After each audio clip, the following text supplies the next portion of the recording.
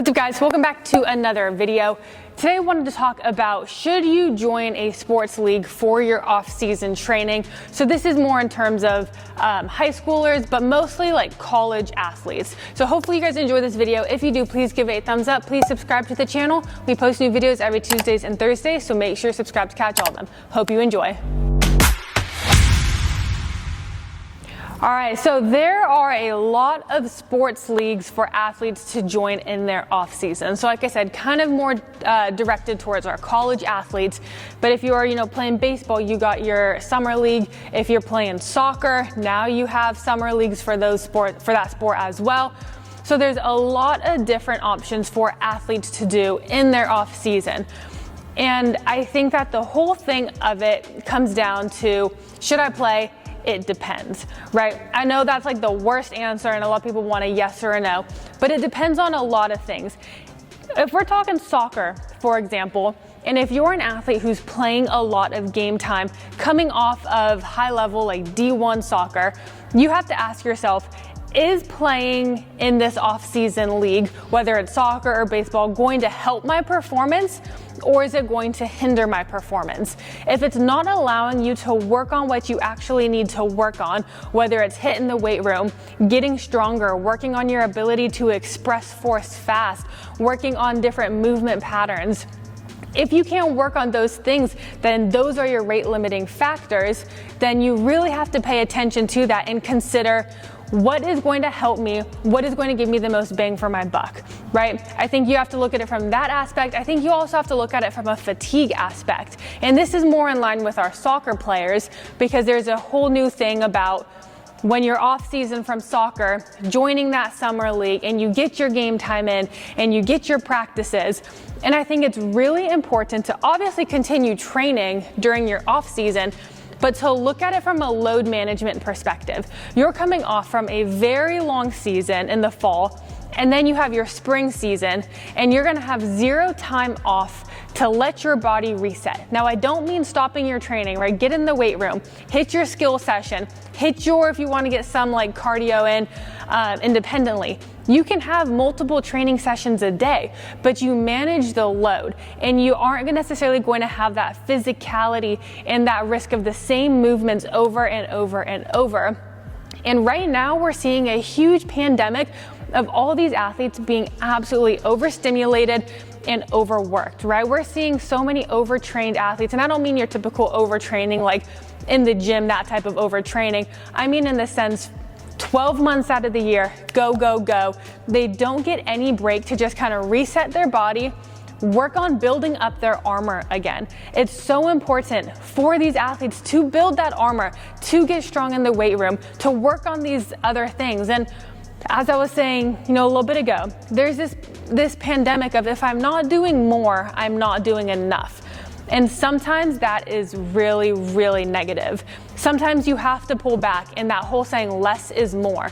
You still hit your stuff, but you have to recognize, if I am playing in this summer league, what is it going to do to my body? And am I actually going to work on and improve the things that I need to be a better player? The priority is playing for college and getting better for that. And a lot of these summer teams will spin it as, if you take this time off, you're gonna get slower. You're gonna not be able to have the speed of play. All these things, like your touch isn't gonna be as good if we're talking soccer.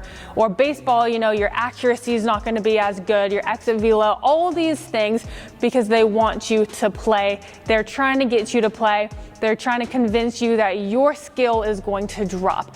I'm gonna tell you, it's not. It is not going to drop, especially not in like a 6-week period, especially not if you're still hitting the gym, if you're working on your force output, if you're getting your jumps, your throws, your sprints, your plyometric movements, training your body there. It's not going to drop.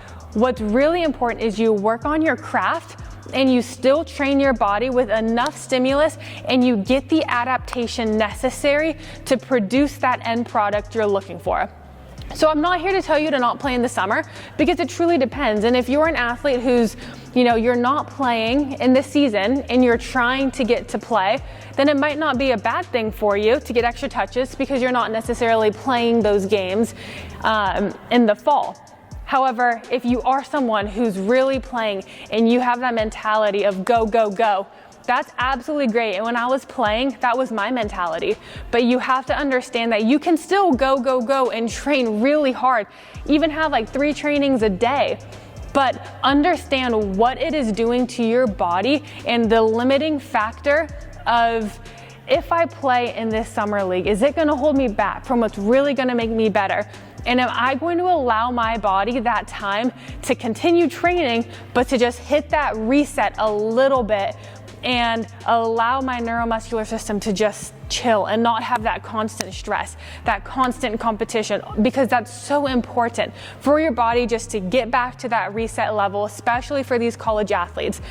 And when we see these professionals who are go, go, go all the time, and our youth athletes are comparing themselves to these professionals, what they don't understand is these professionals, it is their job, right? They're spending millions of dollars on recovery, on the best nutrition possible, on the best trainers. And you can bet your ass that these trainers are managing their loads as best as they can. They're not out doing all these things. And sometimes, you know, if like an Olympics year comes up, they will go, go, go. But more often than not, you see these athletes suffer some type of injury during their regular season. If we're talking like basketball, for example, right? You got your whole NBA season, you play the Olympics, these guys come back to the NBA, chances are they're gonna suffer some type of overuse injury because your body can only handle so much.